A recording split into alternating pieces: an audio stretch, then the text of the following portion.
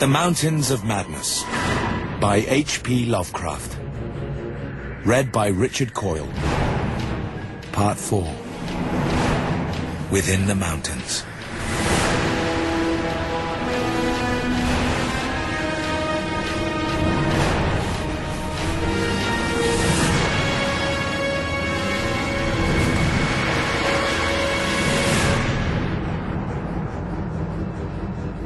Danforth and I's study of the decadent sculptures brought about a change in our immediate objective. This, of course, had to do with the chiseled avenues leading to the black inner world, of whose existence we had not known before, but which we were now eager to find and traverse. From the evident scale of the carvings, we deduced that a steeply descending walk of about a mile through either of the neighboring tunnels would bring us to the brink of the dizzy, sunless cliffs about the great abyss, down whose sides paths, improved by the old ones, led to the rocky shore of the hidden and nighted ocean. To behold this fabulous gulf in stark reality was a lure which seemed impossible of resistance once we knew of the thing. Yet we realized we must begin the quest at once if we expected to include it in our present trip. We had wormed our way very close to the computed site of the tunnel's mouth, having crossed a second-story bridge to what seemed plainly the tip of a pointed wall, and descended to a ruinous corridor especially rich in decadently elaborate and apparently ritualistic sculptures of late workmanship, when, shortly before 8:30 p.m., Danforth's keen young nostrils gave us the first hint of something unusual. If we had had a dog with us, I suppose we would have been warned before.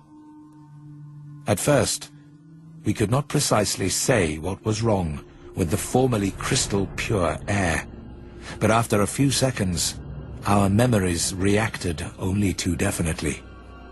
Let me try to state the thing without flinching. There was an odor, and that odor was vaguely, subtly, and unmistakably akin to what had nauseated us upon opening the insane grave of the horror poor Lake had dissected. Danforth's eyes, as well as nose, proved better than mine, for it was likewise he who first noticed the queer aspect of the debris after we had passed many half-choked arches leading to chambers and corridors on the ground level. It did not look quite as it ought, after countless thousands of years of desertion, and when we cautiously turned on more light, we saw that a kind of swathe seemed to have been lately tracked through it. The irregular nature of the litter precluded any definite marks, but in the smoother places there were suggestions of the dragging of heavy objects. Once we thought there was a hint of parallel tracks, as if of runners. This was what made us pause again. It was during that pause that we caught, simultaneously this time, the other odor ahead. Paradoxically, it was both a less frightful and more frightful odor. Less frightful intrinsically, but infinitely appalling in this place under the known circumstances. For the odor was the plain and familiar one of common petrol, everyday gasoline. Our motivation after that is something I will leave to psychologists. We knew now that some terrible extension of the camp horrors must have crawled into this nighted burial place of the eons, and hence could not doubt any longer the existence of nameless conditions, present, or at least recent, just ahead. Yet in the end, we did let sheer burning curiosity, or anxiety, or auto-hypnotism, or vague thoughts of responsibility toward Gedney, or whatnot, drive us on. We had turned off all light as we stood still, and vaguely noticed that a trace of deeply filtered upper day kept the blackness from being absolute. Having automatically begun to move ahead, we guided ourselves by occasional flashes from our torch. The disturbed debris formed an impression we could not shake off, and the smell of gasoline grew stronger. More and more ruin met our eyes and hampered our feet, until very soon we saw that the forward way was about to cease. Our tunnel quest was a blind one, and we were not even going to be able to reach the basement, out of which the abyssward aperture opened. The torch, flashing over the grotesquely carved walls of the blocked corridor in which we stood, showed several doorways in various states of obstruction, and from one of them the gasoline odor, quite submerging that other hint of odor, came with especial distinctness. As we looked more steadily, we saw that beyond a doubt there had been a slight and recent clearing away of debris from that particular opening. Whatever the lurking horror might be, we believed the direct avenue toward it was now plainly manifest. I do not think anyone will wonder that we waited an appreciable time before making any further motion. And yet, when we did venture inside that black arch, our first impression was one of anticlimax.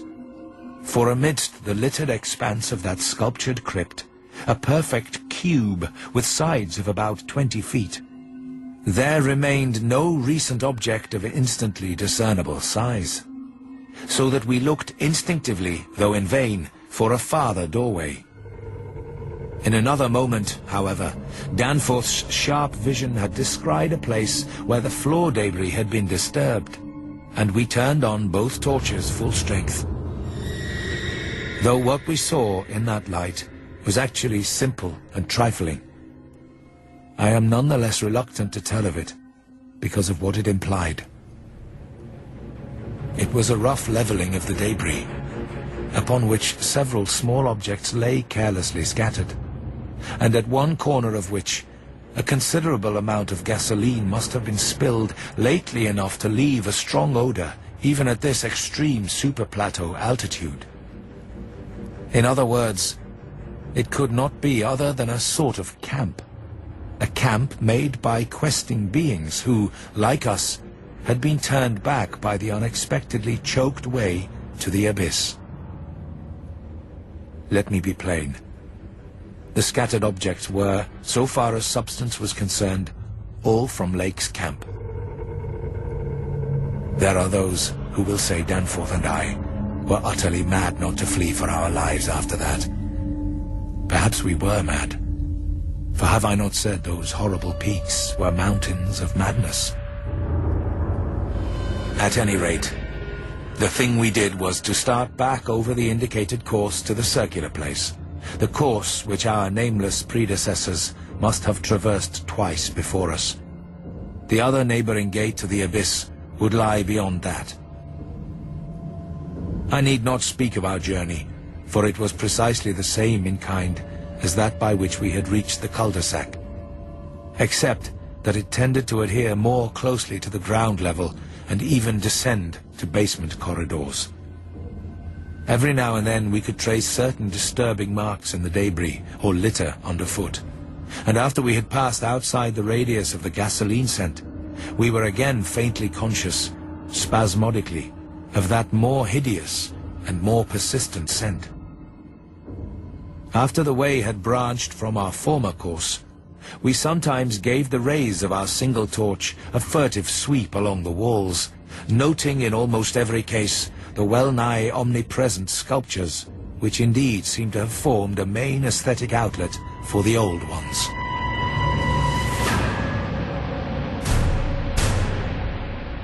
About 9:30 p.m., while traversing a long, vaulted corridor whose increasingly glaciated floor seemed somewhat below the ground level and whose roof grew lower as we advanced, we began to see strong daylight ahead and were able to turn off our torch. It appeared that we were coming to the vast circular place, and that our distance from the upper air could not be very great.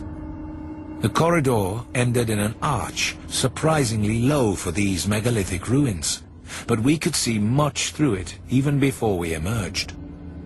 Beyond, there stretched a prodigious round space, fully 200 feet in diameter, strewn with debris and containing many choked archways corresponding to the one we were about to cross. But the salient object of the place was the titanic stone ramp, which, eluding the archways by a sharp turn outward into the open floor, wound spirally up the stupendous cylindrical wall like an inside counterpart of those once climbing outside the monstrous towers or ziggurats of antique Babylon.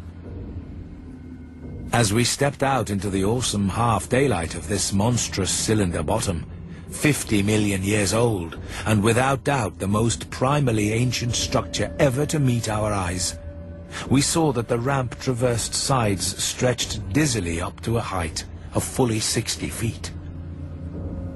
It took us only a moment to conclude that this was indeed the route by which those others had descended, and that this would be the logical route for our own ascent.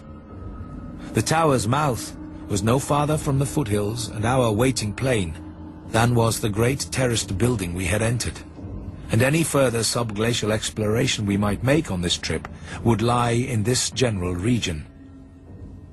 Oddly, we were still thinking about possible later trips, even after all we had seen and guessed.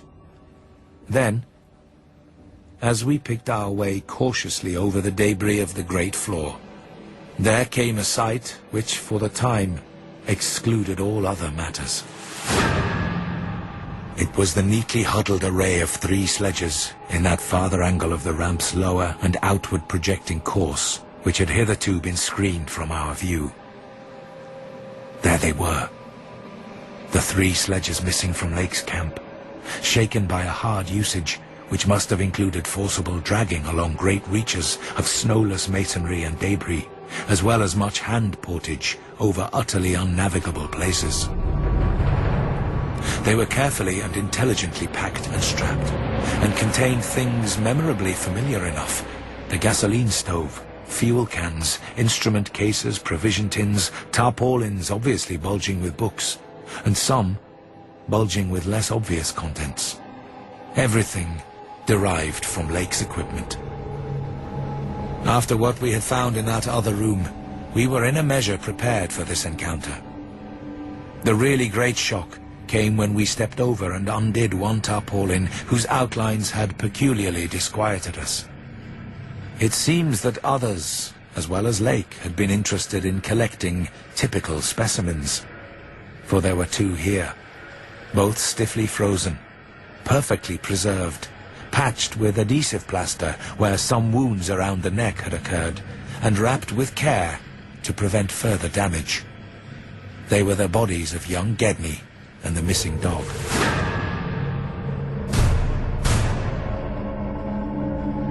Many people will probably judge us callous, as well as mad, for thinking about the Northwood Tunnel and the abyss so soon after our somber discovery. And I am not prepared to say that we would have immediately revived such thoughts, but for a specific circumstance which broke in upon us and set up a whole new train of speculations.